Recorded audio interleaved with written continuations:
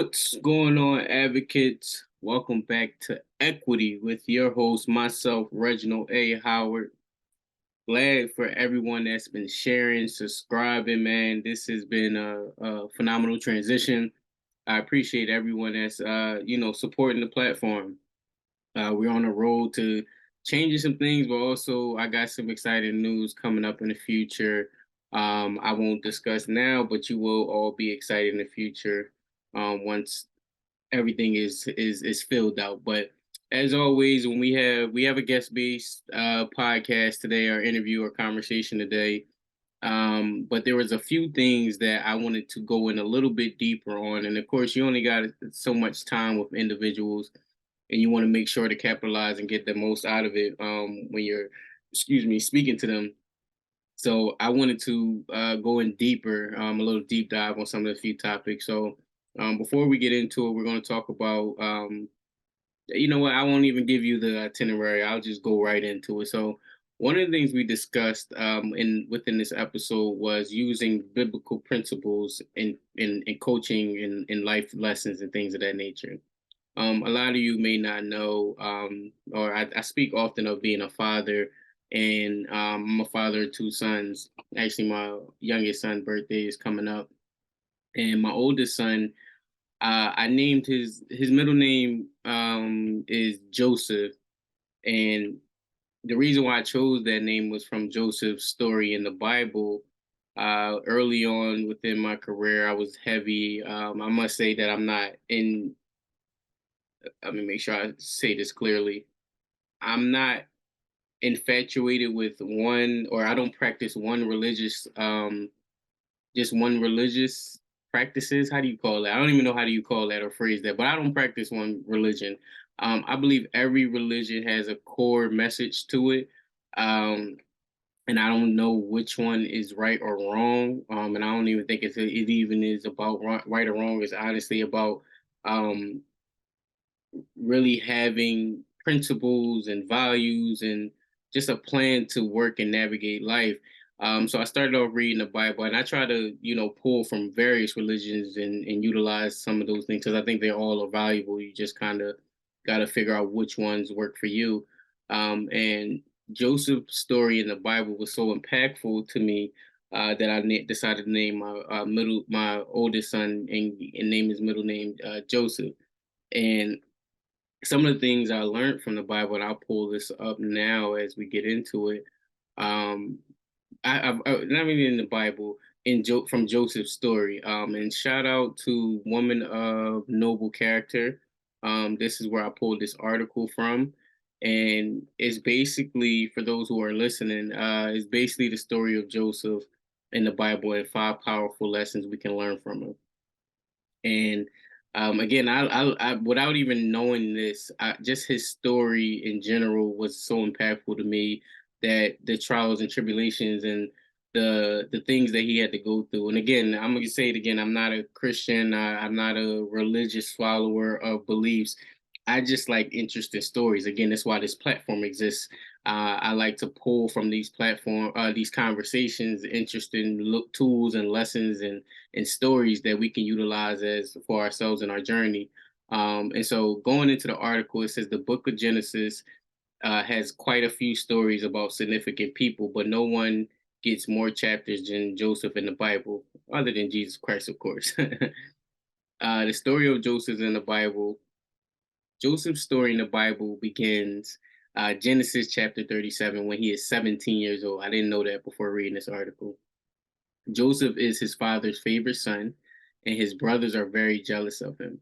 Now, upon research, I don't know if it was this article, so I might be repetitive, but I did learn that he was, from other people's perspective or interpretation of the story, was that he was spoiled, and so he kind of had like favor over his life, or he had like I've been my sister, I'm a sibling, called me the golden child of my mother's, and me being a baby of hers, so I could understand that perspective. Shoot, my oldest son thinks my youngest son is the favorite, or the one that gets most attention. So I can definitely relate with this. Joseph had a dream where his brothers were bowing down to him, and he was so excited that he told everyone instead of keeping the dream to himself. I want to stop right there as well because I know a lot of individuals. I think I want to go on a limb, and I don't have no research to back this statement that I'm about to make, but I'm gonna make it anyway. I think we all have some version ideology of ourselves. We have a version of ourselves.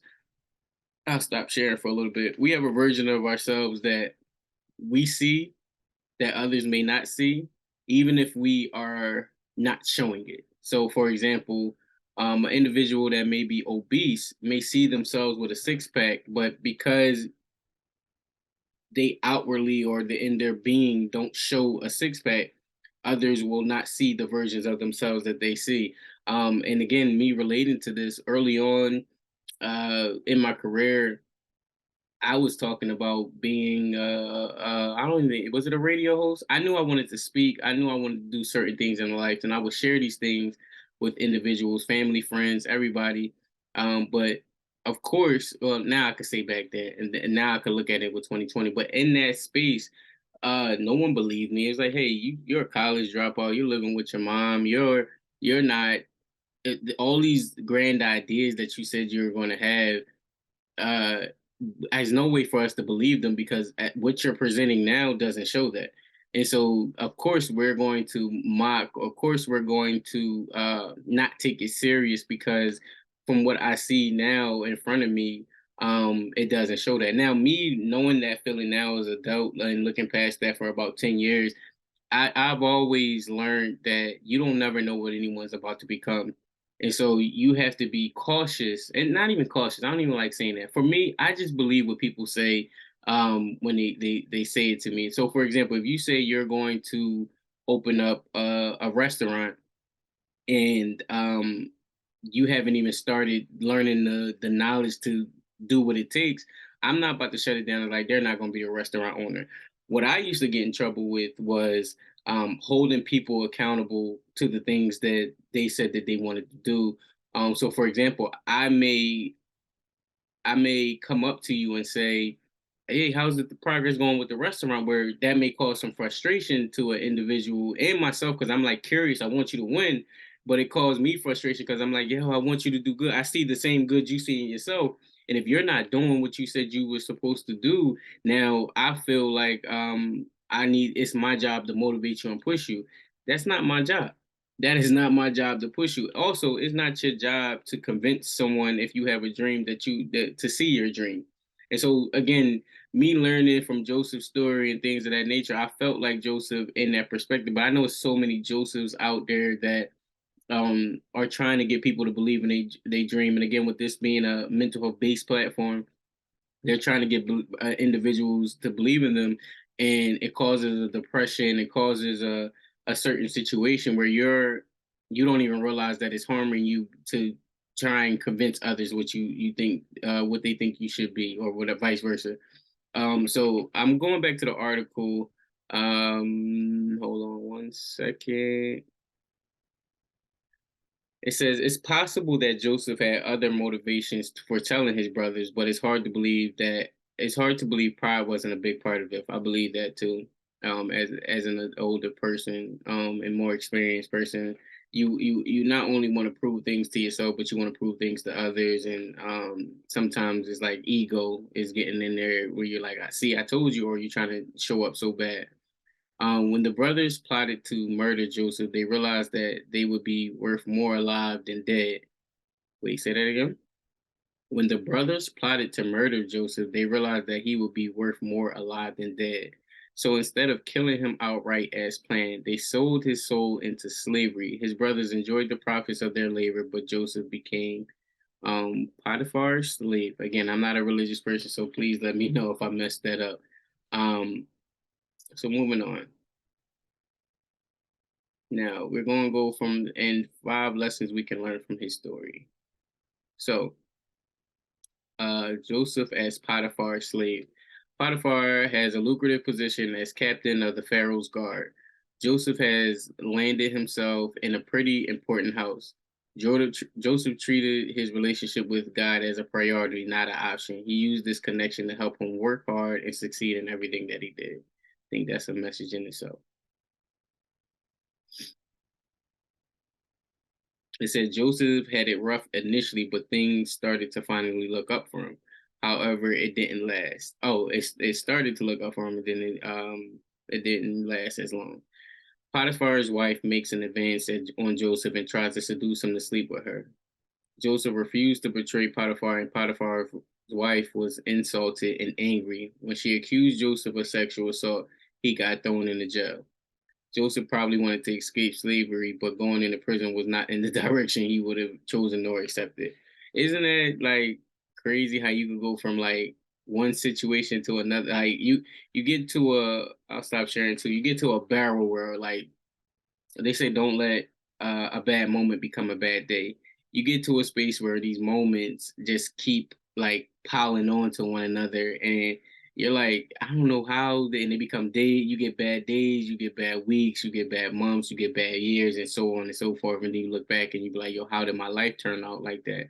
Um, and and so I think in this message is just saying how certain things can become worse if you don't keep a level of faith. And even things that may have been seen, you may have perceived as being worse, they may be setting you up and position you for better. And I think this story will illustrate that as we move forward within the article. So Joseph, when he went to prison, Joseph continues to honor God in prison despite the circumstances. Joseph doesn't respond to his situation with bitterness, but continues to work with integrity. Um, and in Genesis 39, verse 21 through 23, we learn what happens. So, and I want to let me see if I can read this verse. But the Lord was with Joseph and showed him steadfast love and gave him favor in the sight of the keeper of the prison. And the keeper of the prison put Joseph in charge of all the prisoners who were in the prison. Whatever was done there, he was the one who did it. The keeper of the prison paid no attention to anything that was in Joseph's charge because the Lord was with him, and whatever he did, the Lord made it succeed. That's a powerful message too, because I was watching, or it was a series that 50 Cent had, was called For Life, where, and if you haven't seen it, please go watch it. It's not even a plug. 50, one of my favorite artists, though. And the individual was in prison, wrongly in prison, from what I can remember. But he spent a lot of his time in the law library, and he was able to overturn his conviction. But within that process, he was able to overturn other individuals' conviction and proceeded over their cases. But I think within Joseph's story, just like within the story from 50 Cent from For Life, the brother, and I wish I knew his name, and I feel like I want to give him credit because I think he's from the area, New Jersey. Excuse me. And I love Isaac Wright Jr. And that brother did a great job of being able to get free himself. And I think the show got canceled or whatever the case may be. He's now a attorney, but that just shows if you have faith in yourself, if you have faith in whatever you believe in, I think it will behoove you to try to start investing within yourself. And investing within yourself is time, energy, whatever you got to invest. You invest it in yourself, and you can be prosperous on the other side of it. All right. Going back to the article, it says, let me make sure I'm in the right spot. Okay. The the cupbearer and baker of Pharaoh also find themselves in prison. They have some troubling dreams, and Joseph was able to interpret their troubling dreams incredibly well. The cupbearer will soon be released and promises to help Joseph when he get out. Help Joseph get out of prison. It seems as though things are once again looking up for Joseph in the Bible. But then the cupbearer forgot about Joseph, leaving him in the prison to wait. I didn't remember that part of the story. That's crazy. Then the Pharaoh has a troubling dream. The Pharaoh's dream is so troubling that he consulted with his most trusted advisors for advice. No one is able to interpret the dream for him, and the cupbearer finally remembers Joseph in prison. Joseph is called to the Pharaoh's house and once again interpreted his dream with wisdom. Wow. So before I go into the dream, I want to stop and talk about that portion of this passage. So someone that you and I only could relate some of these things to my story and my journey. Um, Even with my recent transition with like exploring new options. And again, I'm still in the exploration phase in the journey of discovery. Um, you don't realize who's here to help you until it's time to help you. And even if the people that say they are going to help you don't, that's not a bad thing nonetheless. Right? I've learned that people got busy lives. People got kids, families, relationships, jobs, obligations, just et cetera, et cetera. And sometimes when an individual is not helping you in the way that you want them to help, it can look as offensive. And I told my wife this about our kids and having support because a lot of people like, all right, well, y'all look like y'all got yourselves together, so y'all don't really need support. And I told her we have to be happy with whatever support someone decides to give us. Because they don't have to do that. No one is required to do anything for you. That's the number one rule that I learned. If someone decides to do it, that's cool. Even your kids, family members, no one is required to do anything. Parents, up to a point, once you get 18, 21, they are not required. If they decide to do anything for you, that is a blessing because no one is required to do anything. And once we can get past that barrier, it's the expectations get released down off of you because sometimes I feel like we have high expectations and we get upset when those needs aren't met. And if we take away and that contributes to why we could get depressed or anxiety because of those expectations. So if we relieve the individuals of those responsibilities and allow the individuals that demonstrate they can provide those needs and meet those needs, then that can be a better helpmate for you when you're trying to when your back is against the wall or you're in a space where you feel like your needs aren't being met. I spoke on it in a few episodes and talking about my dad. I relieved him of responsibilities that he was never going to be able to provide. Now there is a level of if you're choosing not to provide it versus you don't have the skill sets to provide it. Because, for example, if I ask you for financial resources and you don't have a job, then I can't expect that for you.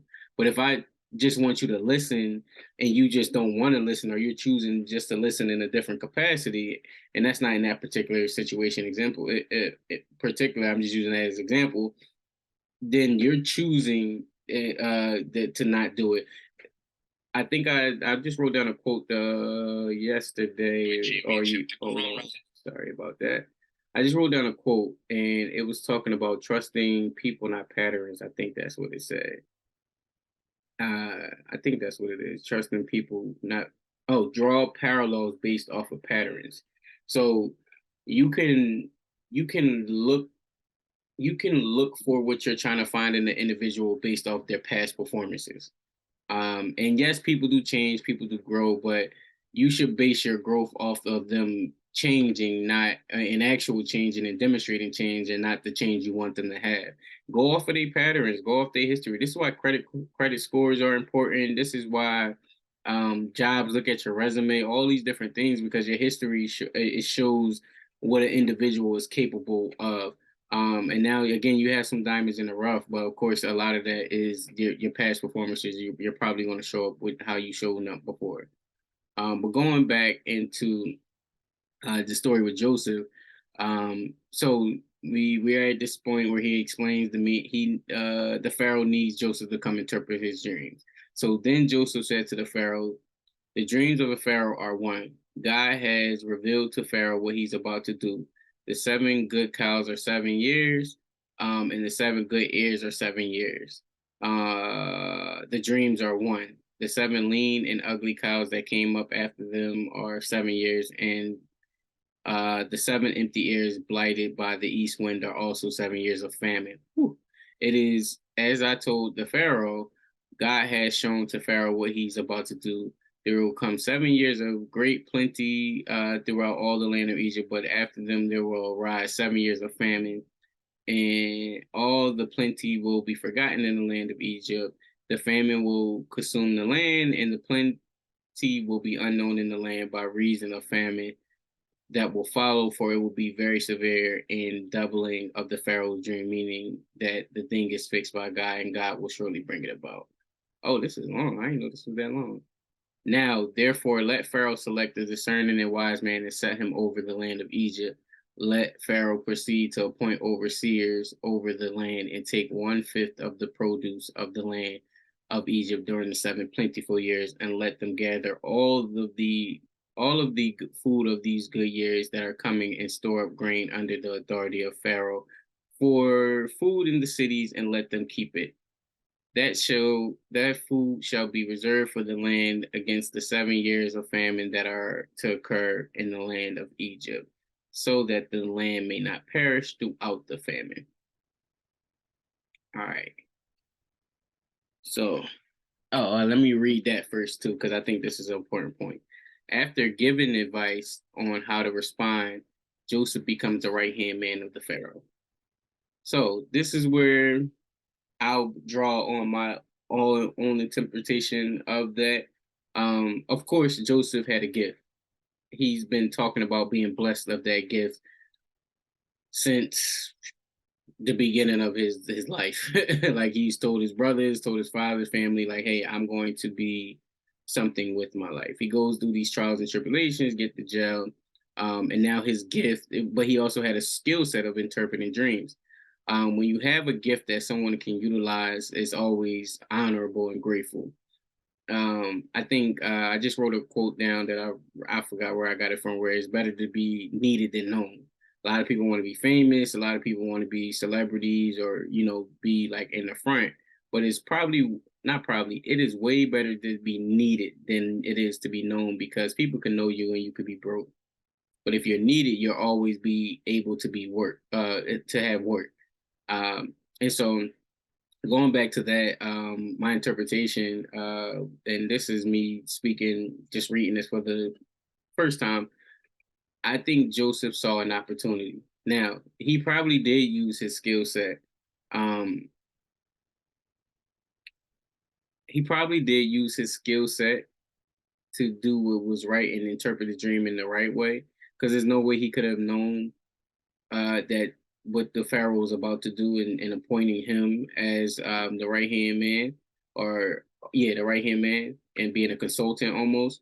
But I think he also used that as an opportunity to, again, we talked about pride and ego in the beginning, to change his circumstance. If he interpreted in the right way, he is like, hey, I'm giving you the interpretation of this dream. You're going to need me in the future. Why not just approach me, or appoint me is the word I'm looking for, to becoming the right hand man of you? And again, he doesn't know that, but I think you can position yourself in certain opportunities, sort of like what I said about the guy in For Life, Isaac in For Life. He positioned himself with the guards within prison, and earned favor with them, so that way he was positioning himself to get more time to learn in the library, to learn about different cases and gain that education. So I think you got to use them certain opportunities when they present themselves, to be able to put yourself in the right position. So Joseph finally is released from prison after 13 long years at the age of 30. Joseph is a great leader and does an amazing job preparing for the 7 years of famine. When the famine finally hits, Egypt is well stocked with food. Egypt is confident in its ability to feed the entire nation during a time of emergency. Not only do they, I can share the article too, so you can see. Time of emergency. Not only do they have enough food to survive the famine, but they have the ability to help other nations and people who need it. Finally, the story returns to Joseph's brothers They are starving, and their father Jacob sends them on an errand back home to Egypt for grain. Joseph recognizes them immediately, but they do not recognize him. Joseph is now 40 years old. So look how long that's been. He hasn't seen them since 17, and he doesn't see them until 40. I know how I looked at 17. People barely recognize me at 30, let alone 40. Um, do not recognize him. Joseph is now 40 years old and holds esteemed position in Egypt. It has been 23 years since they sent him away as an enslaved person. Joseph could have used his power to bring vengeance, but he didn't. He could have had every one of his brothers sentenced to death or slavery. Instead, Joseph in the Bible chose to treat his brothers with mercy and grace. He forgave them and fed them. He brought his whole family to Egypt and finally was reunited in the Bible. Oh, reunited with his father. Joseph's story is not short. It spans decades and 14 chapters in the Bible. There are many lessons we can learn from Joseph in the Bible. Let's take a look at a few of them. Again, stopping right there. I talked about my story. I talked about individuals when I was telling them certain things that I was looking to accomplish, not really supporting it.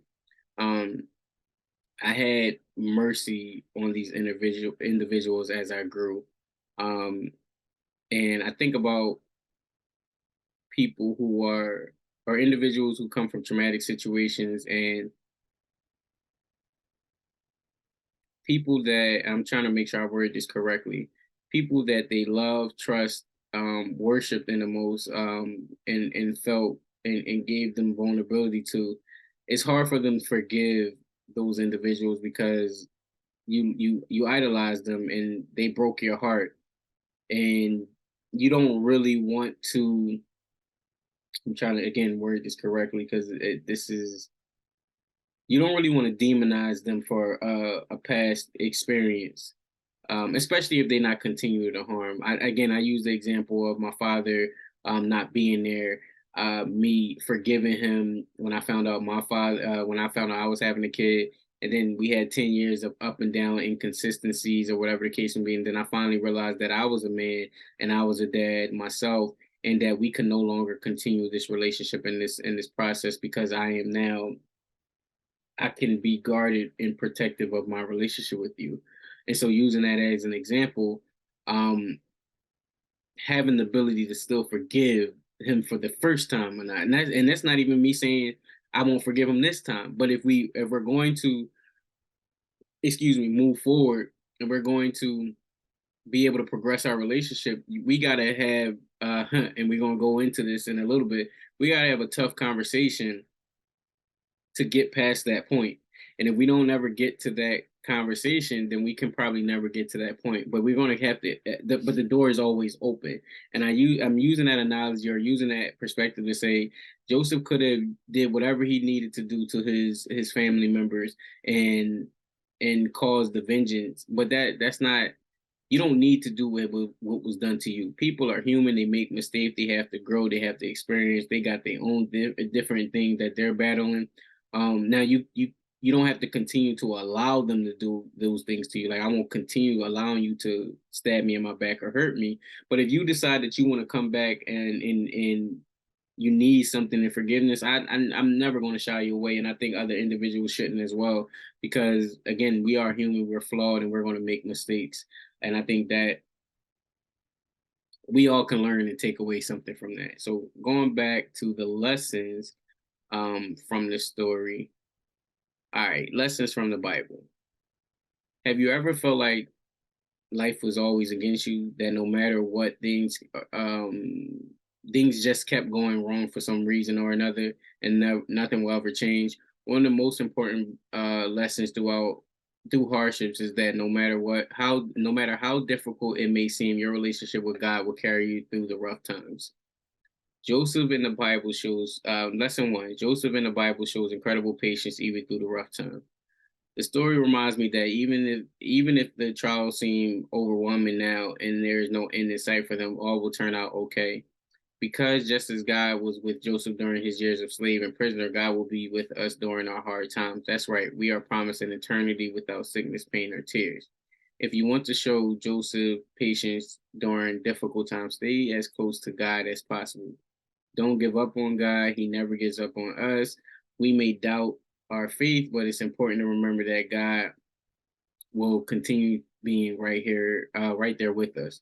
We all know that He's working, even though we cannot see or feel Him. We can look forward to the day when all of the difficulties are forgotten and we will now be closer to God than ever before. So, before I move on to number two, and I think again, I know I might get berated for this, but um, faith, I think, is a quote in the Bible, a verse in the Bible that say, "Faith without works is dead."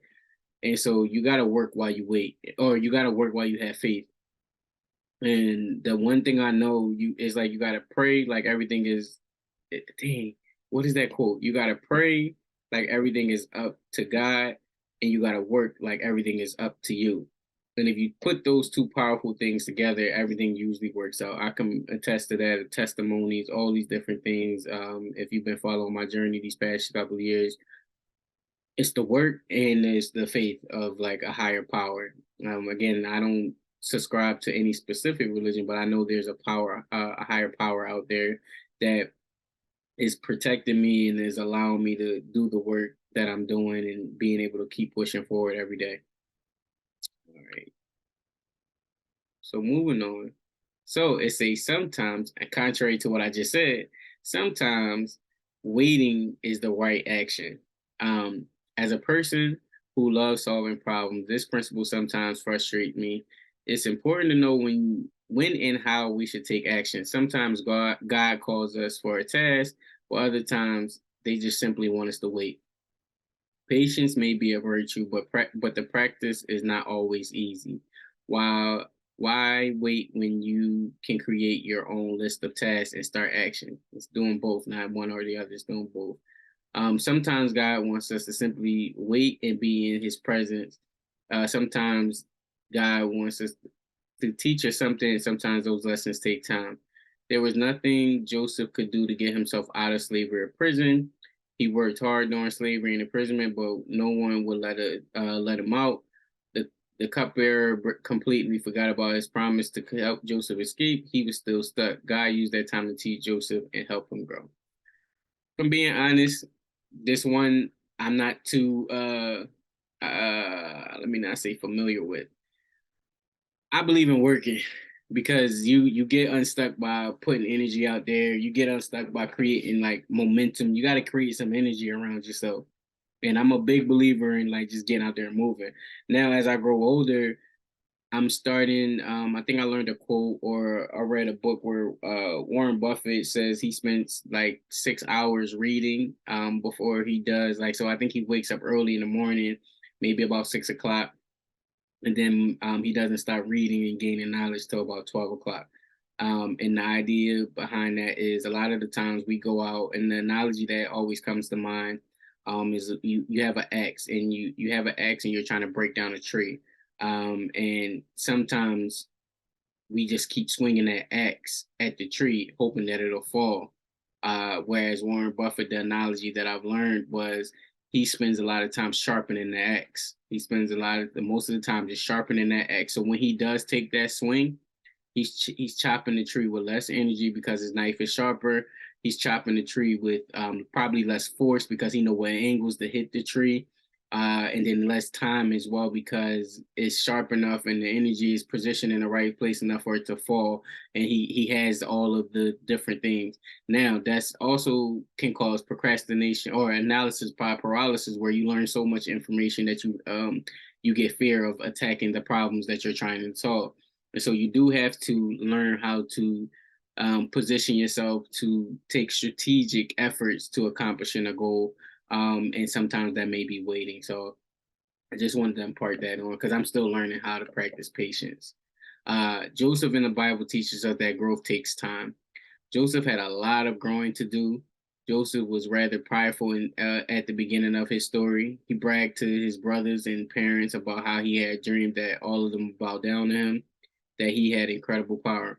Most teenagers think the world of themselves, and you can imagine putting that kid in charge. In fairness, he was only 17 years old. Most kids his age tend to be egotistic. I can agree because that's about the age when I was telling everybody everything as well. Had Joseph in the Bible been given that power at that age, the power would have risen to his head, and he could have not led the people in a way that they needed him uh, to lead. It would have been a disaster for everyone around. Instead, God put him in positions of leadership where he could grow in both humility as a leader. Joseph needed the time as a manager of Potiphar's household and in prison manager. Oh, and the prison manager before he became a manager of all Egypt. Ah, transferable too. Let me get into that. He also needed time in a powerless position to learn humility and dependence on God. I think even in this conversation with you all, or just having this conversation, I just learned that and or applied that because there are transferable skills that I pull from a lot of different things, and humility is one of them. Learning like, oh, I can't. There's a system, there's a process, there's a way things are done. I actually was just thinking that today when I came back from dropping the kids off that I lost my train of thought. Come on, come with me, come with me. Oh, it's hard to color outside the lines when you don't know who make the color. When you can learn how to make the color in books, something along that line. So forgive the quote. So the thinking behind that quote again, just I always just randomly think of different things. Is that we tend to get penalized for coloring outside the lines. And I think there's a better way to color outside the lines when you learn who made the coloring book in the first place. And I mean not who's the author. I mean literally the manufacturer. Because then you wouldn't be coloring outside the lines if you can learn how to make that book from scratch and make it in a way that's fitting to the way you want to color outside the lines. And I think a lot of the times we try to color outside the lines within systems that again that create inequities, but within systems that we don't fit into. But we probably would do better if we learned how to color within inside those lines, learn who the manufacturer, so that way you can learn who the people that's producing the coloring book, so the author, producers, cartoonists, illustrators. Then you can learn how the material is actually the book is actually constructed, like manufacturers, um, who puts the binding to the books, the all that thing from idea of coloring book to I'm able to use a Crayola to color that in. It behooves us to learn it because then you can color out the side of the lines all you want when you have your own coloring book. So I just was thinking about that today, where you learn a level of humility, so that way you can still accomplish the goal the way that you want to accomplish the goals. Similar to Joseph, like I had to learn how to be a student. I had to learn how to work a job. I had to learn how to be dedicated to putting this podcast out there. I had to learn these different things, and a lot of those times it took for me to learn through failure why certain things happen in a position. I think about my son. He has a lot of me. I was about my oldest son, and now he has a lot of me in him, and he questions everything. And it can be intimidating to an individual that doesn't know.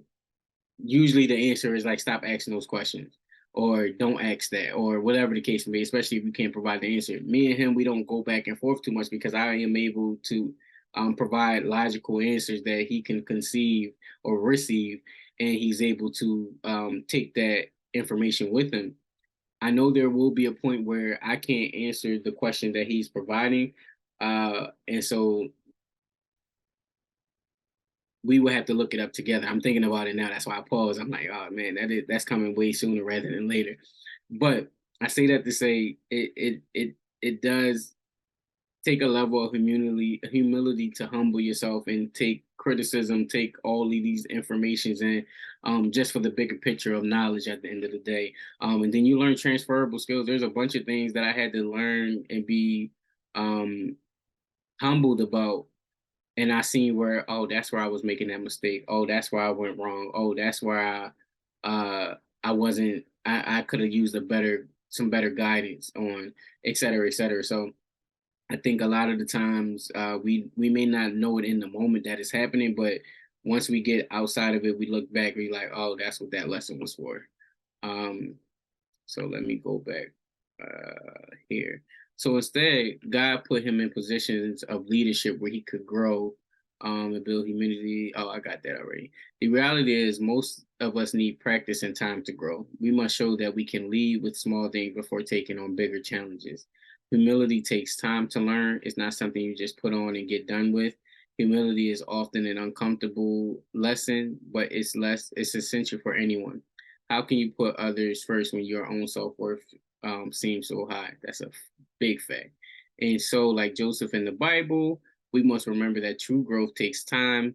A tree that prof- proliferates without roots will fall. There are no shortcuts. Strong Christians or take time to develop. 4, always trust God.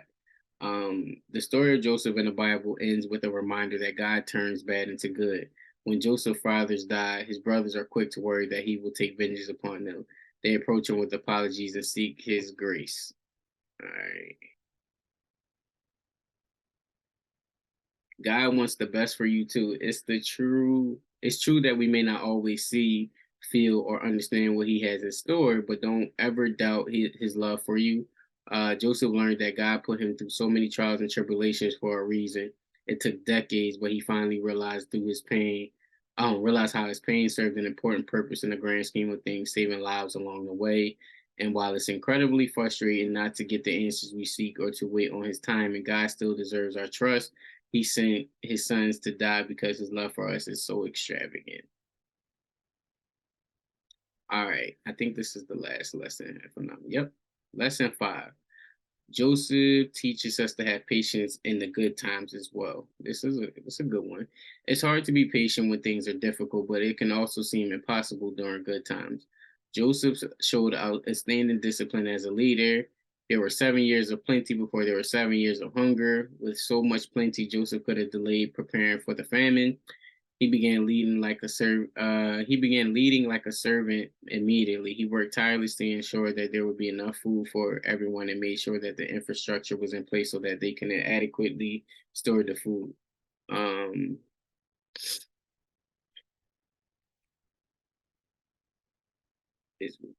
Joseph seems intent on rising above everything, enduring great hardship for his people, and never failing in faith.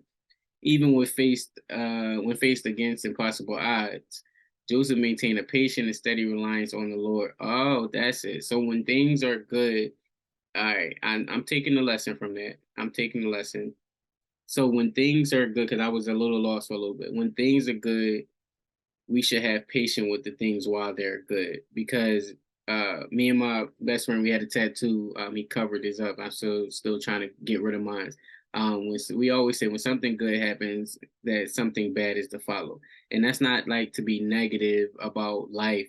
We just understand night and day opposites. Like there has to be. I think there was a quote that it said, "You either going into a storm or about to go in a storm, currently in a storm, or coming out of a storm."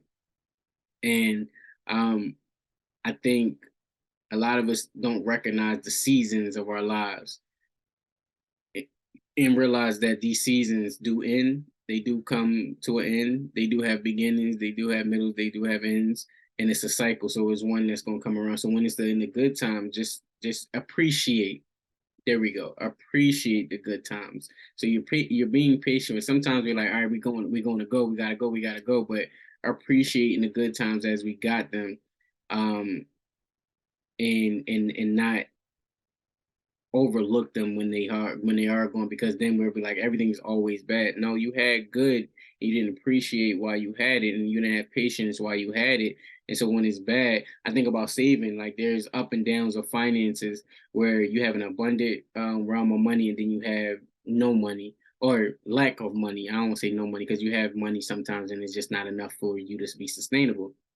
So when times are good, when you have surplus, you should be putting these things to the side. You should be investing. You should be doing the things that you need to do, because when you don't have or you need to pull from it, you can be able to have something to pull from. I remember around my wedding season when me and my wife wanted to get things done, I had to pull from stocks, savings, and all these different things. And I'm like, luckily that I put this money up, or I had it available, to save myself from myself. Because if I didn't, that's not appreciating the good when I had it. It was like, all right, I'm just going to go through it or whatever the case may be. So we do have to appreciate the good times while we got them. Joseph maintained a patient and steady reliance. Oh, let me share this again.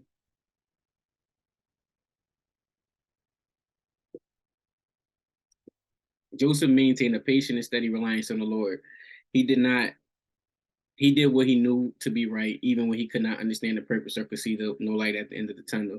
If you want to be a man of faith like Joseph, it starts by staying close to God. There will be good times and hard times, but God loves you and works in and through you, even when you cannot see or understand it. So trust in Him always. And so I am going to stop share this because I talked about um thank you again to Women of Noble Character for putting that together. It was a great read, and kind of, you know, talked about what I wanted to go through or in this conversation. So moving on from Joseph, I spoke on it today. About having hard conversations. And sometimes it's difficult to have those hard conversations. And again, we talked about it in an episode as well. So you look forward to that in the interview. That it's always hard to have those tough conversations in relationships. Again, speaking about the transition from one career field to another, it's hard to have it with employers or employees or coworkers or consulting companies or opportunities. It's hard to have it with your kids, and it's hard to have hard conversations. And so I wanted to look up some tips and trips to have these hard conversations because I think a lot of us could benefit from them. So that way we can get through because it's hard. It's hard. And so thank you to Psychology Today. I want to say Dr. Sorio, um, Loren, and he had an article that says 7 tips for getting through difficult conversations. Use these strategies to make difficult talks more open and productive. Some of the key points from this article is all relationship conflicts are caused by interaction effects, not by one person or the other. During a big talk, be sure to communicate purposefully, offer solutions, and don't blame. Listening is the most important strategy in difficult conversations, so use empathy and consider the other person's perspective. Have you ever felt anxious about an upcoming talk? That could be a speech too. Think about that. The podcast, all those different things. One whose outcome you can't predict. One that makes you feel edgy or jittery all day, unable to focus on other things. Maybe you were planning to talk through something difficult with someone important. Perhaps the status of your relationship with your percent. Oh, let me read that over. So perhaps the status of your relationship, your reaction to a betrayal, or your apology for breaking a promise. You have to tell a parent. You may have to tell a parent that you won't be able to visit when they want you to. You may need to ask your partner to change the way that they've been treating you, or maybe it's much more mundane. Your child got into a fight in school, and you need to talk to them to help them understand what went wrong. No matter what the purpose of the upcoming big talk, some things don't change, and some communication strategies can almost always help. Here are 7 basic ideas. Elaborate where possible about how to keep your difficult conversations open, clear, directed, and productive. Um, so have a goal in mind is number one. Try to identify with what you're hoping to achieve before you begin. Perhaps you like to ask your spouse to stop teasing you in social situations, or maybe you intend to ask your boss to back off a bit, to stop intruding in your private life. Be clear and specific in your own mind about what you want to accomplish. Don't just go into the conversation with a vague negative feeling and intention to let it out. And when you begin to talk, don't just complain about the problem, to suggest the solutions too. So I wanted to stop right here, number one, because having a goal in mind is so important.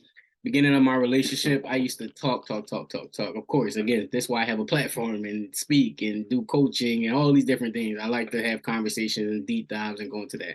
I learned that wasn't the best space to have it in.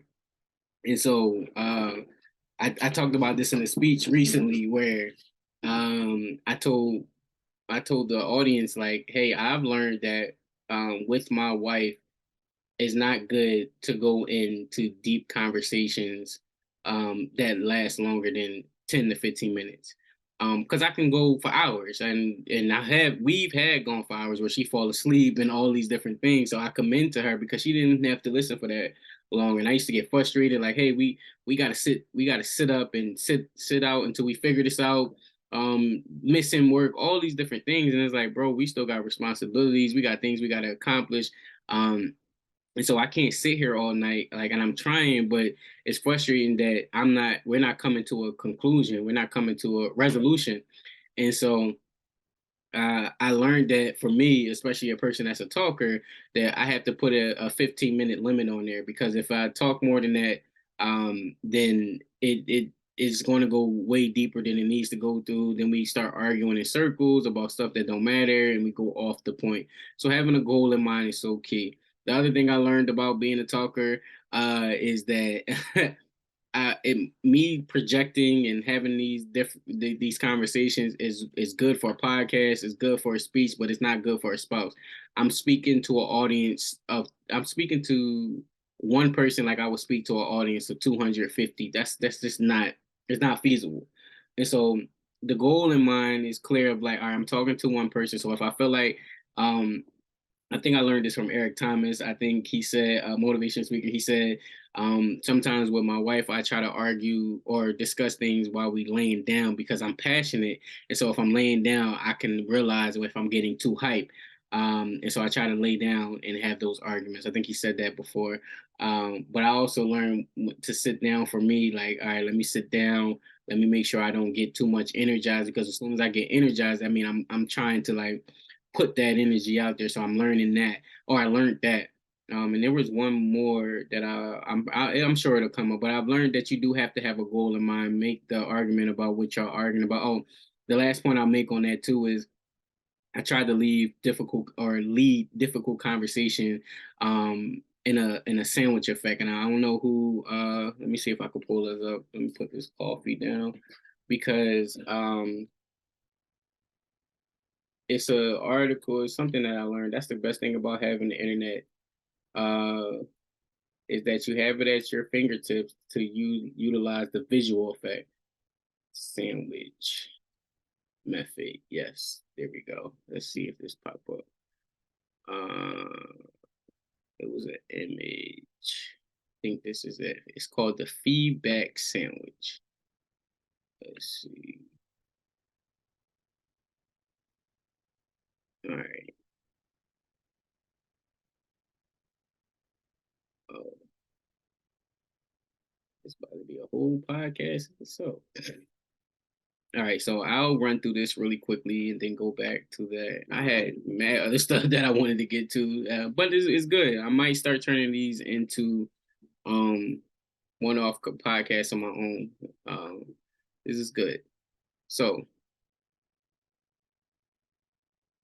what is a feedback sandwich? I'm gonna give you the image. So basically, a feedback sandwich is you give the first positive comment, and then you give the construction feedback, which is like the meat and tomatoes of the whole thing, and then the first positive comment is like the bread. That's the first side of it, and then the meat and tomatoes, lettuce, and all that is the constructive feedback that you're looking to give them. And then the closing statement is the other end of the bread where you're reaffirming the positive. You can either reaffirm the same positive comment or you could reaffirm another positive comment within it. So I've learned that a lot. But I want to go through this article by Mara Calvello. Um, it's a learn if and when you should use a feedback sandwich when giving feedback and the pros and cons of this method. Everyone loves a good sandwich, whether your favorite is peanut butter and jelly or turkey on a rye. A sandwich goes with anything. Unless, of course, we're talking about a feedback sandwich.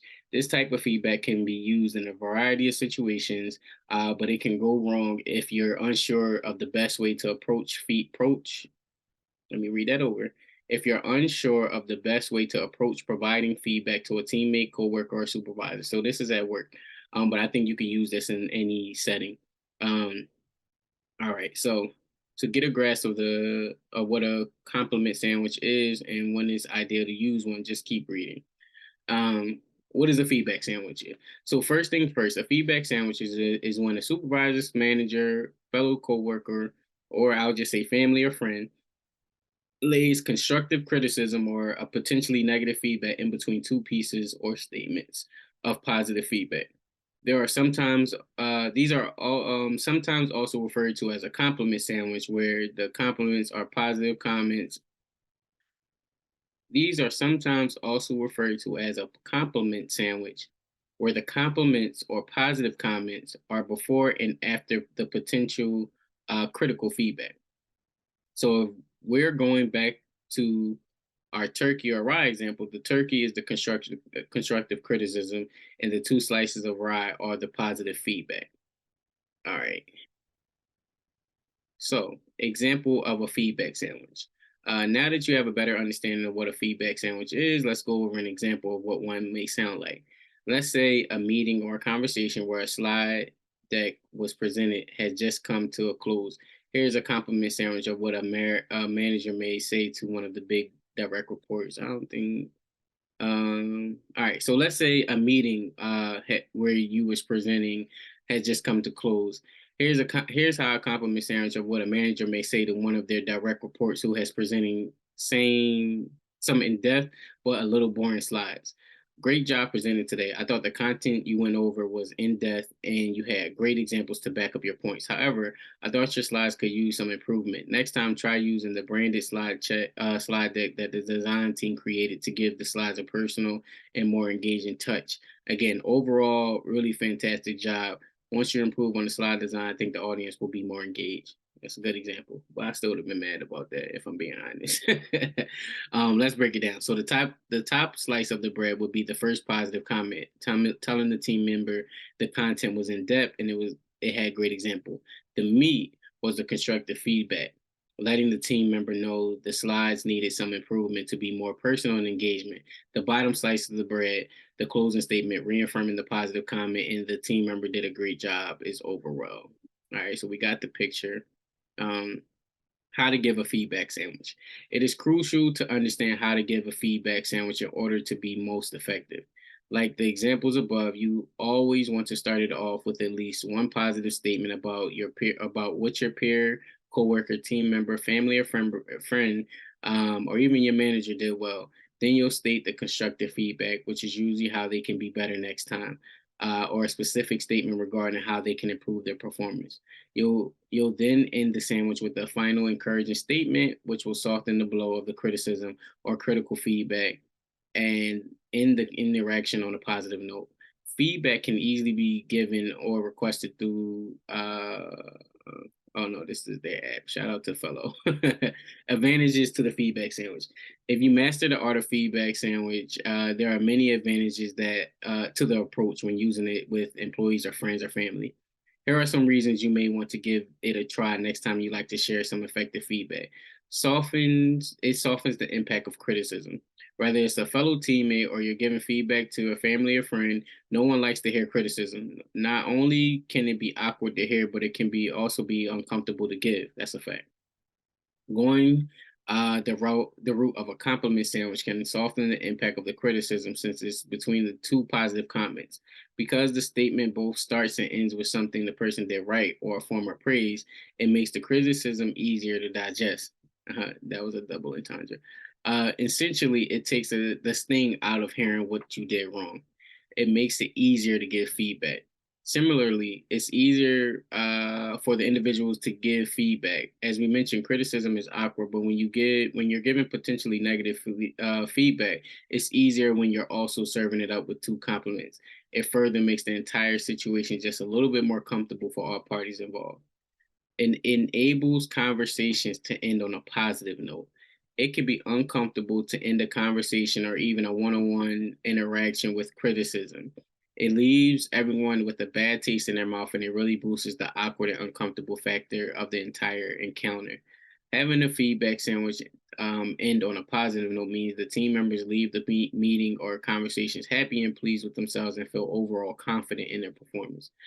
It helps people increase their receptiveness to criticism.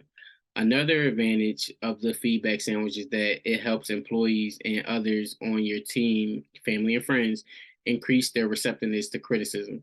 Because no one is perfect, we likely all hear criticism in our lives at some point. When the criticism is between two positive comments, it's common that we'll become more accepting of potential negative feedback the more we encounter the feedback sandwich. I got to be honest, I got to learn to do this better with my son because I think we always critique him without giving him the praises that he deserves. Um, the disadvantage, the disadvantage is the feedback. So we can't give you the positive without the disadvantages. Just like some people really love the feedback sandwich, other people feel there are too many things that could get misconstrued along the way. Below are some potential cons to the feedback sandwich approach of giving it. The feedback isn't clear. A potential disadvantage of the feedback method is that it can muddy the message and make it unclear. It can also leave the feedback or ways to improve feeling forgotten. When the person on the receiving end hears something they need to improve on in between two things they did well, they could just leave the interaction thinking, so I did it. So did I do a good job or not? If you're really looking to get to the if you're really looking to get the point across of how someone can develop new skills or correct something they did incorrectly, the feedback approach may not be the best one to go with. Using terms such as but can undermine positive performance. Have you ever been in the middle of a conversation with someone only to think, I feel a but coming on? Kind of like when you're on a date and someone says, I think you're great and I really like you, but using terms like but and however have the potential of undermining or negative the positive feedback that you're giving about um a teammate's performance. The person on the receiving end could even feel like the positive comment you gave at the beginning wasn't even true and was only said as a way to avoid having the entire statement be negative. The method can also make employees distrustful of praise, feeling like it will always be followed up with a but statement. Sometimes when providing feedback, it can be better if you skip the but and just get right to the point. You're not embracing constructive feedback as a gift. Gifts like sandwiches can come in all shapes and sizes, and sometimes that gift is in the shape of constructive feedback. While some may cringe at the thought of receiving constructive feedback, it can also go a long way to into pinpointing ways to improve what to do better next time. After all, when you give a team member or employee feedback, your intention should always be coming from a place of wanting the individual and the team as a whole to improve. When you go into the interaction with that mindset, it's easier to embrace the bottom line of what constructive feedback can do. Would you like fries with that? Regardless of whether or not you choose to go in the direction of feedback sandwiches, there are some tips you can follow to ensure you're approaching it in the right way. For instance, remember to always be specific and direct with ways someone can improve, while also remaining sincere about the compliments and positive affirmations you're giving before and after. After you offer up constructive criticism along with the compliments, remember to be as brief as the overall statement shouldn't feel long and drawn out. Okay. Remember that when you're giving constructive feedback, give as many clear examples and guidelines as possible of how the person can improve. When doing so, be sure that you're focused on the situation instead of the person. The goal when giving this feedback isn't to hurt feelings or make a team member feel bad about their performance, but to simply show that there are ways to improve or do better in the future. And if you're looking for, okay, so mind you, this was a topic within a topic. So we're going to go back to, so that's the feedback sandwich. I hope that helped out someone. All right. So having a goal in mind, the feedback keeps you in that space. Two, using a non-blaming communication style. A great template for this and shout out to fellow dot app for that article. So using a non-communication style, a great template for this type of phrasing would be when you do X, I feel Y. In other words, simply explain the other person that your feelings follow their action, not that they are deliberately causing you to feel low or that they are making you feel some particular way. Present your feelings in an unintended consequence that you like to avoid, and ask for the help in avoiding it. To do this, you may need to take note of your own feelings before you have the conversation. Try to detect an antagonism or any eagerness to defend yourself. Be aware of the feeling angry at the other person before you meet. Work out some ways to express these feelings in a neutral, non-blaming manner. So I learned this very early on. Again, um, within my relationship, like, hey, when you do the X, Y, and Z, this makes me feel like this. So I'm from the island, and do I want to use that example? No, I don't want to use that example. So for my wife, I used to, what did she used to do? It was certain things. So once you get over them, it just doesn't it don't bother you as much anymore. But I again, I just use it in a blanket statement. I've learned when I'm talking to her that I have to say, hey, this makes me feel like this when you do this. And she usually be like, well, that wasn't my intentions. And if that's how you felt, then I apologize for it. But that definitely wasn't my intention. Now, where we used to disagree and where we had to learn how to fix it is, even though her intentions wasn't to harm, it still impacted and landed a certain way. So she had to realize that, hey, even though I'm intentionally not doing this to harm you, I have to change that because I'm doing something that's impacting you in a way, and that's tough when you feel like you're not doing something wrong and someone is telling you that this is how it's landing for them when it's impacting them. You have to do a better job of say, all right, how can I still do whatever I'm attempting to do without impacting the individual? And it's a tough way to navigate for a person or for anybody that doesn't have the skill sets, the therapy, or whatever the personal development to develop in that person. So I think we all could use that in a way that can help us in the long run. Um, Number three. All right, let's go to number three. Recognize that complex interpersonal problems have complex interpersonal causes. I like that. In other words, you will need to acknowledge your own responsibility for some part of the conflict you want to talk about, especially if this is what you are asking the other person to do. Whew, that's a gem. Be clear about the fact that such issues are never exclusively the fault of one person or the other. Recognize that the conflict was caused by interaction between the two of you and thus is due at least in part of your own errors in judgment. Um, so don't insult, don't provoke, and don't accuse. Be open about the problem, but do so without blaming the other person for it. That is phenomenal advice.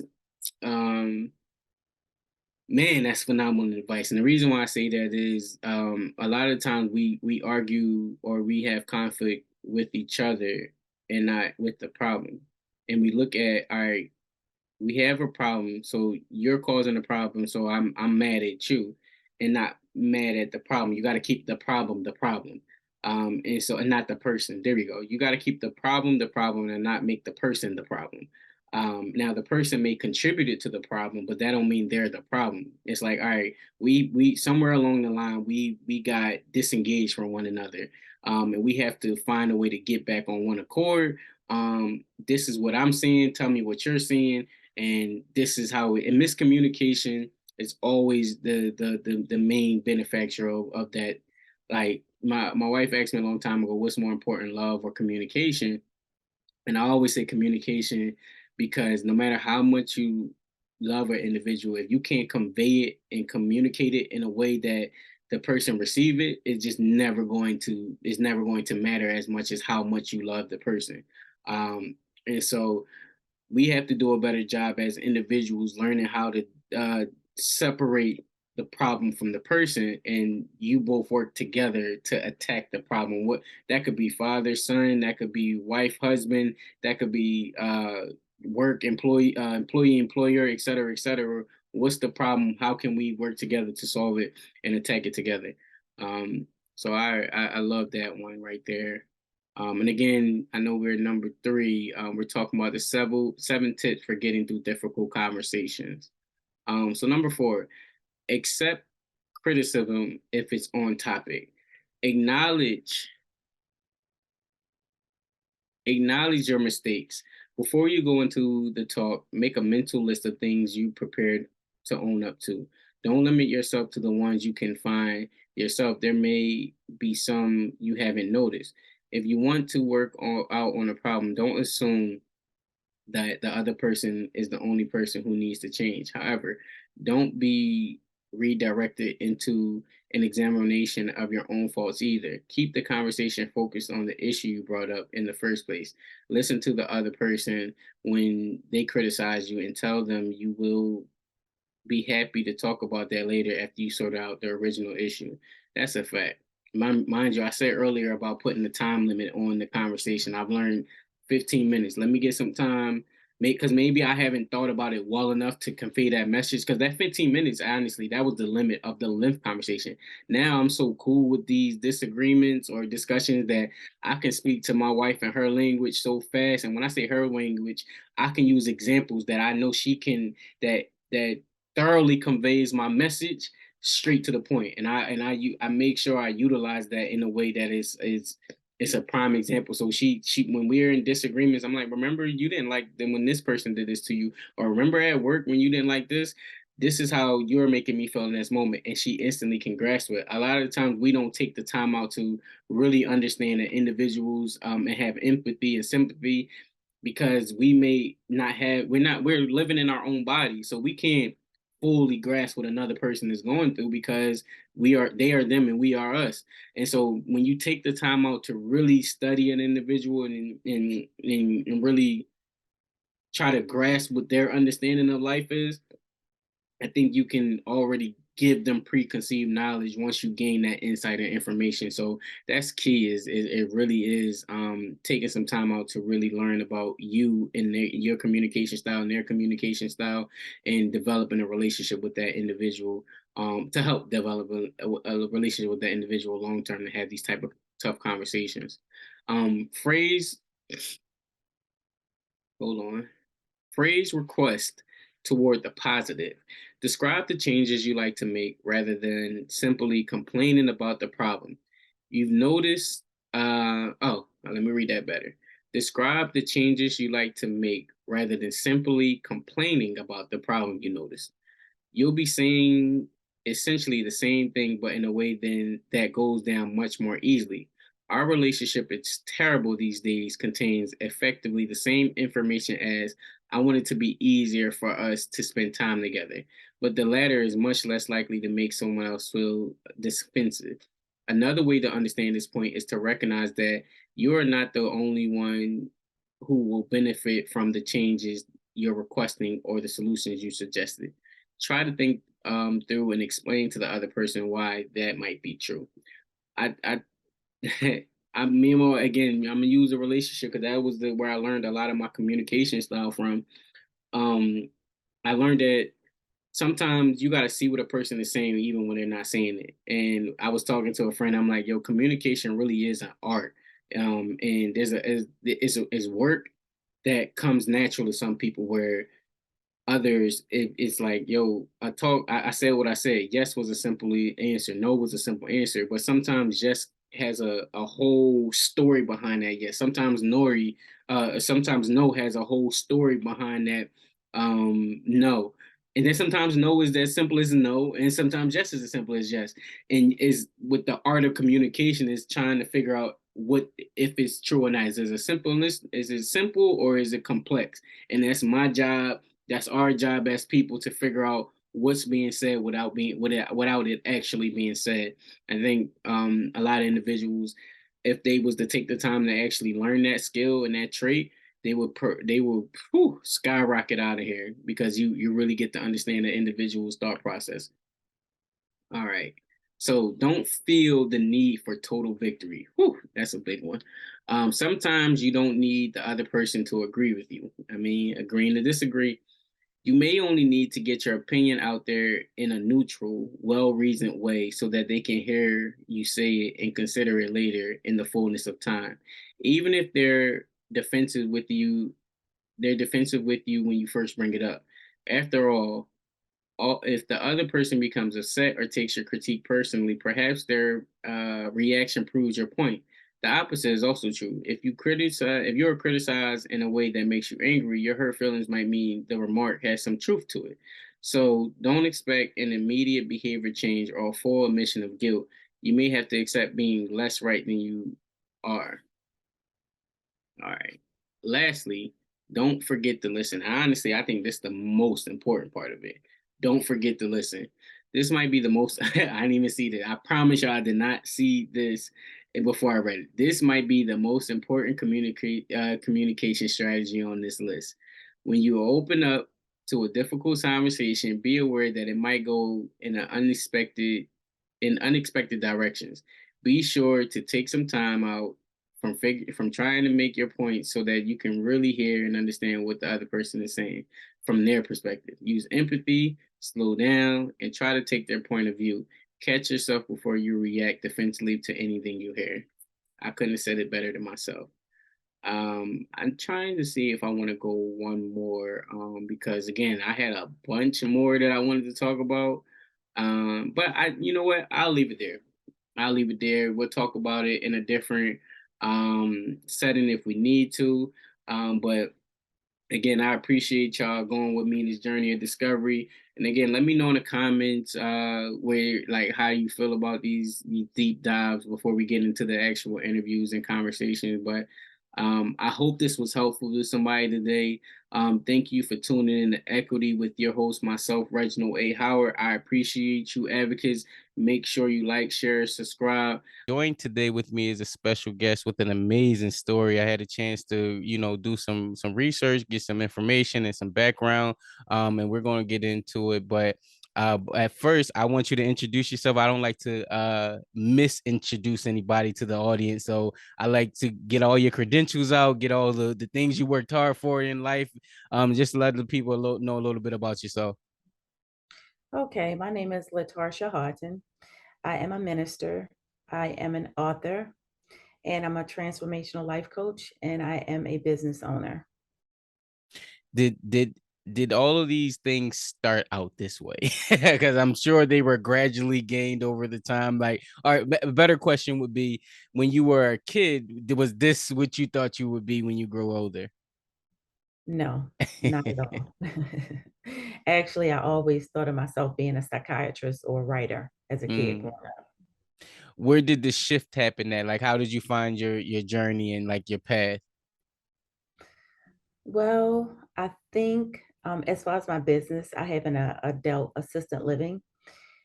One of the things that where that came from was watching my mother. My mother was always an entrepreneur. She had assistant livings and she always had the love of caring for people. So I think that that was one of the things that I got from my mother is wanting to care for people. She had a very compassionate heart. And when she first got into the business, she was asking me, she was like, "Hey, Tasha, you want to help me?" And I would say, "No, that's not for me." And then years later, I have my own facility. Mm. So that is how I began on my journey of having assisted living facilities. Okay, okay. Well, I know with you're a coach and helping individuals, transformational life coaching and things of that nature. How did that start? Did that start from your own transformations? Did it start like someone just coming to you? Like, how did that start in your life? That is a very good question. Um, so I'm a very spiritual woman. I was looking out of my window and I was praying as I normally do. And I just heard this voice and I heard God talking to me, telling me I needed to tell my story. Mm, And as I was telling my story, as he kept saying, "You need to tell your story." And I said, "I'm not telling my story." I said, I can't tell anybody that, I felt ashamed. I felt guilty. I live with insecurities, guilt. I just couldn't imagine going around telling my story. And it wasn't until later, um, a little while later, I just kept praying and saying, "God, if this is really what you want me to do, then you have to help me to mm, be able to tell my story." And I was actually in therapy at the time. I was in intensive therapy for about 8 years of learning how to heal through all of the trauma that I had experienced in my life. And as I was going through that trauma, I just looked at people all around me, and people were hurting. Hurt people hurt people. People were hurting. They were telling me all kinds of things that they were going through in relationships, things that they had been through growing up as a child, dealing with childhood trauma. So as I was going through my own healing, I was like, wow, God wants to use me to be able to be a light to the world. And after I continued to get an intensive therapy, I took it to another level and started writing. And I started writing just about hurt and pain. And that's how I birthed my book, because God gave me everything that I wrote in my book about my story and how my life changed. And then I took the course on becoming a life coach. And since then, God has been using me in a powerful way, because I do life coaching, but I use biblical principle, just teaching people about Jesus. Mm. It's a powerful testimony. It's sort of why the tagline of this podcast is sharing therapeutic stories. Because I went through multiple suicide attempts, and then I realized that I was struggling alone, but then didn't realize other people had those same struggles, and wanted to have a platform to give the same opportunity of others to share their story. Um, it without whatever you feel comfortable sharing. Are there elements that of your story do you feel comfortable sharing on the platform? Because I'm thinking about a person who, again, I say it with therapists that they're going to charge for this tomorrow. So she's going to charge for this tomorrow with coaching, but I try to get it for free now. What elements of your story do you feel comfortable sharing, so that way someone can hear it and be like, ah, man, so I thought I was going through that alone, and I'm glad that she shared it, so I connected with that, and I can come maybe join the coaching, or what can a person expect by your story? I'm very transparent. So any questions you have, just dig deep. But I tell you, when you ask these questions, be ready to hear the truth, Hmm. because I walk in my truth, and sometimes my truth can be a little raw, but I'm very open about my truth, because I know that my story is going to unlock someone else's prison. I just said I was a multiple suicide attempt a survivor. So what was the, you said 10 years? Well, how long were you in therapy for with the eight 8 years. 8 years? What was some of the major hurdles or barriers that caused you to be in it for that long? Like what's the story? I had post traumatic stress disorder, and I did not understand why I had triggers the way that I did. Mm, I was very insecure, always comparing myself to others. I was always depressed and couldn't understand why I was in such a dark place. And as she was taking me through the journey of my life from childhood, I didn't realize the bondage that I was in. And when you're in that deep of a bondage, where you're in that dark place, it's layers to that healing. mm, It is so many layers, because I went back to my childhood from when I was 8 years old. And when I went from 8 years old, and all the abuse that started at the age of 8, all the way up into my teenage years, and you're talking about years of trauma as a teenager into adulthood. And so, as you see, I didn't get therapy all those years. So I carried all of that baggage with me, and I was just bleeding on everybody around me. mm, I couldn't understand why I couldn't have healthy relationships with my friends, and I didn't know how to set boundaries, and then I didn't know how to respect other people's boundaries. So I was toxic, mm, and I had to sit back and say, I don't want to be like this. What is wrong with me? Like, what is it about me that I keep attracting toxic people? And it was because I was toxic. mm, And first and foremost, I thought that I had a relationship with God. I was going through the motion of going to church and reading my Bible, but I really didn't understand the power of God. I didn't understand the power of Jesus and what he was doing in my life. And he was healing me, he was restoring me, but I could not understand it while I was going through it. I couldn't see it. Mm. It's powerful, man. You got me up now, like just understanding and getting and feeling. I can feel the passion in the journey. You started off speaking about post-traumatic stress disorder. And I have two children, two boys. And I know my wife has expressed that she had PTSD. Is it PTSD? No, post-traumatic. It is, yeah. Yes, um yes. and she spoke of her version of it. Is there a version of what caused your PTSD from what you know of?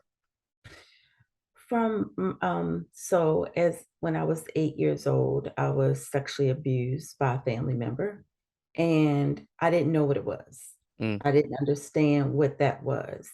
And as I grew older, because in my family, what goes in my house stays in my house. So we didn't talk about those deep things of, oh, this person did this to me, or they did that to me. You would just keep your mouth shut and just go on with life.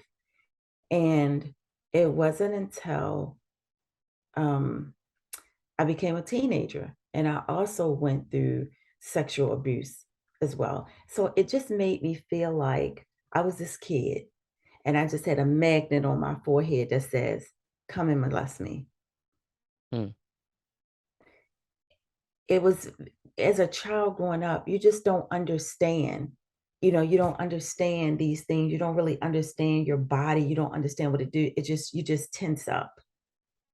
And so it was certain things like when I would get into a relationship, I didn't like wearing pajamas. I could not stand wearing pajamas because I felt like wearing pajamas that would give a person easy access to me. So I always sleep in my clothes. And mm, sleeping in my clothes was my comfort.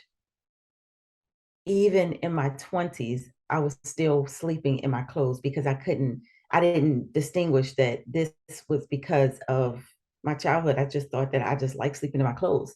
But it wasn't until I started going to therapy and she helped me to understand that that was my protection of just sleeping in my clothes. So PTSD, you have so many triggers. I had triggers for people hollering at me or calling me stupid. Girl, you stupid. And even though they're just playing, but I heard that when I was younger. So it triggered me. And a lot of times we don't understand why we compare ourselves to other people. But when you don't have parents feeding into you and telling you how beautiful you are and how smart you are and always speaking words of affirmation, people don't understand that the tongue is like a double-edged sword. So you can give life or give death with your tongue. So you got to choose wisely in the things that you say out of your mouth. And that was one of the things that I didn't get affirmations growing up. So it caused me to be very insecure. I wasn't with my mom. I wasn't with my dad. I was always with different family. So my mom was, you know, in a different state, and then my dad wanted me to come and live with him. And I was staying with my dad, but then I was with my grandmother, I was with a cousin, then I went back with my mom, then I went with my dad, then I went with my grandmother. So it was just always back and forth. I never had any stability. So how could anybody feel secure if you're living from place to place to place to place to place? There's no stability. So how could that make me feel secure? mm, So those things was triggers for me. So even going into a marriage, I was in a marriage for 12 years. And being in that marriage, I stayed in an abusive marriage because I just did not want to have, I wanted a very stable home. I didn't want to be unstable. I wanted my daughter and my son to be able to know that this is our home, you know, just whatever it was just I just could not stand the fact of not being able to be stable. I needed that. In the midst of that, I went through a lot of emotional abuse just by staying in that situation. And I stayed in that situation because of my past traumas. And people don't understand you got to go back to your childhood and deal with those things from your past so that you can be able to heal. And once you heal, you will be able to have healthier relationships mm. because you attract what you are. And I can totally agree with you, even in the midst of the Suicide attempts, I had a suicide attempt. And the suicide attempt actually was my journey to healing, because once I had that suicide attempt, I knew this is it. I have got to get help. And I was in a hospital. They kept me in a hospital for a while. I think like maybe like a week. And I had time to just sit still and just think about everything that I was going through. Mm. And everything that I was going through, I was being triggered by the relationship that I was in. And I think that that helped me to realize I need to get help. I don't know how to love myself. And not knowing how to love myself, I couldn't love the people that needed me to love them around me. So that's when I started going to intensive therapy. And that's when I realized, oh my goodness, these triggers, these are real triggers that is triggering me. So the therapy is what helped me to get to that place. One of the things and thank you for sharing that, because I know that probably helps somebody. I know it helps somebody because they're in the midst of it right now, and they're like, man, I'm the only one that's experiencing this, and the world is going on and no one understands what I'm going through. But to be able to resonate or find some truth of theirs in within your story, I know it really hit home to someone.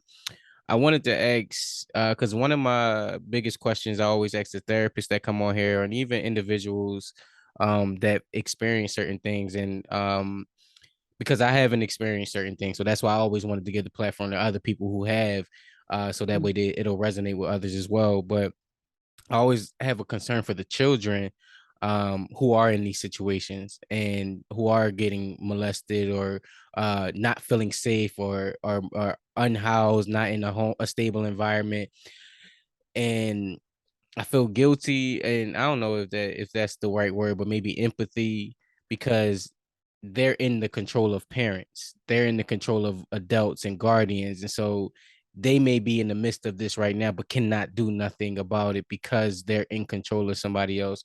I don't know where the question is within that, but uh with your story and yourself, like what would you tell the younger you now, not in a transformational like trying to help them phase, but like what could have you have done in that moment to get support for yourself in that phase, if that makes sense, because you were in control of adults. Like you can't do nothing as a child. You can't. And am I supposed to just take that? Like what do you do in that moment? Because I always think, like, all right, what can I do? Like, I can't do nothing because I'm not there, but maybe someone can hear this and know and pass that information off of like, find your whatever. I don't want to answer the question, but what would you say to that in a child or someone that comes to you with your story? If they came to me, or you mean if they're in that If they're in situation? that situation. Okay. So if they're in that situation, I would have to say something to the parents. It is so important to have a really good relationship with your kids, where you make them feel so comfortable with sharing everything with you, making sure that they feel safe with you, that if they fall and scrape their knee, that they don't have to go through that alone. They can run home and say, Mommy, I scraped my knee. And that you'll be gentle with them and say, Oh my goodness, let's go and, take care of this. Because it starts there. It starts there with showing compassion, right? Not only are you sharing compassion, but you have to help them to feel loved Mm. and feel safe, where they will run to you and tell you everything. If this child falls and scrape their knee and you say, Oh, get up, just brush it off. You're a big boy or you're a big girl, just brush it off. Right there, you already given them a message. Forget about it. Just brush it off. But if you welcome them to saying to you, Come here, let me see, let mommy see. Let me put some peroxide on it. You nurse that sore and you let them know that you are going to be there and that you want to help them through that. So that then in their heart, like, oh, I can tell mommy anything and mommy's going to help me. Or I could tell daddy anything. You have to make sure that your kids feel loved and that they feel safe, and that it's okay if they scrape their knee. You don't tell them, oh, get over it. You're a big boy, and toughen them up. No, that's what's wrong with our men in our society today. Toughen up, and they're afraid to be vulnerable and share when they're feeling depressed. They're afraid to share if they are heartbroken because they had a breakup with a girlfriend. You know, it starts with children and making sure that they are safe, they feel safe. And if you're in this environment with a parent and you have the other parent that's teaching them this, then they'll feel comfortable for going to the opposite parent of wherever the abuse is coming from. Mm. But that's where it starts. And if I was talking to that young child, I would build a trust relationship with that child, because people have to be able to trust you. And we got to be able to open up our eyes and be aware of what's going on around us.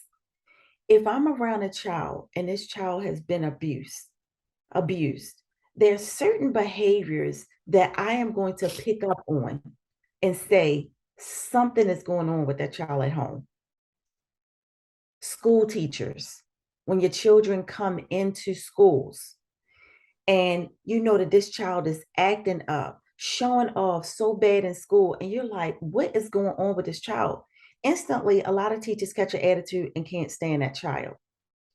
Instead of pushing their sleeves up, saying, you know what, something is going on with this child. I want to try to build a relationship with this child. Because if you think about it, a child does not want to be bad. A child does not want to get bad grades in school. What child you know say, I want a D, I want an E, I want an F? What child? Majority of the kids want to get an A because they want to run home and show their parents. Is something going on at home? They're not feeling safe. They're not getting the attention that they need. Some type of abuse is going on at home. They're going through emotional abuse. They watching mama get beat by papa. It's something going on. There's some kind of trauma. And we as adults got to watch what's going on with these kids today, because it just breaks my heart. I wish that I had somebody that would look at me and say, wow, she got to be going through something. No, you want me to tell you what I heard? Oh, she too fast. She too grown. Look what she have on. You know, it was things like that.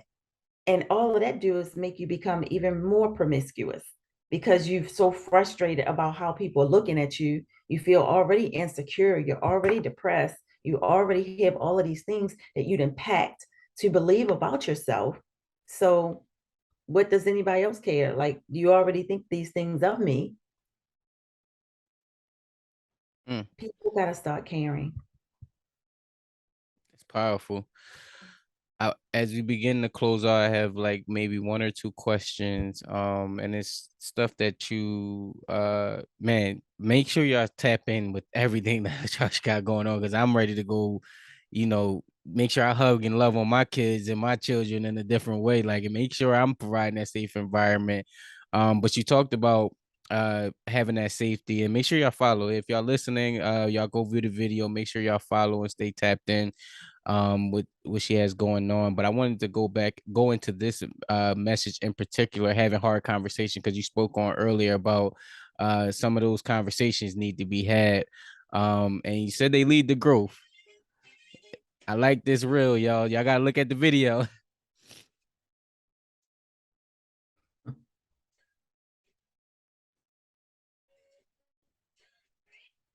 So what if you wanted to explain further or give some views or some of the insight, what did you mean by that conversations leading to growth? A lot of times we are afraid to speak how we really feel.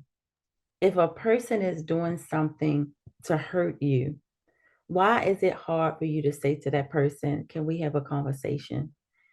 I don't like the way you talk to me, because what you said, it really bothers me. Why hold that in and suppress it? Or why lash out in anger and start, going back and forth with the person instead of just having that conversation and setting boundaries and say, I really don't like that. And I would appreciate if you did not do that to me, and set that boundary. When you set boundaries, people will respect you more. Mm. Even going into that, because I was pulling up the website because you were talking about, breaking certain cycles, especially breaking the silence, so that way you can, get to that pain, heal the pain. um what does that term mean to you? Why did you make that the foundation of like everything that you're building and going towards? As far as breaking the silence, Yes. because breaking the silence for me, it set me free. I had to talk about all the years of sexual abuse that I went through with my biological father. And even going through my sexual abuse, I conceived a son by my biological father. And for years, I covered it up. I didn't talk about it. I didn't tell people about my trauma or about my son. Everybody just looked like, okay, I have a son, because I said that somebody else was the father, of course, to protect my father. But in the inside, I was rotting away. I was rotting away. And it wasn't until I forgave my father that I was able to be set free. When I wholeheartedly forgave him and loved him despite of what had happened, the forgiveness was not for him. It was for me to set me free.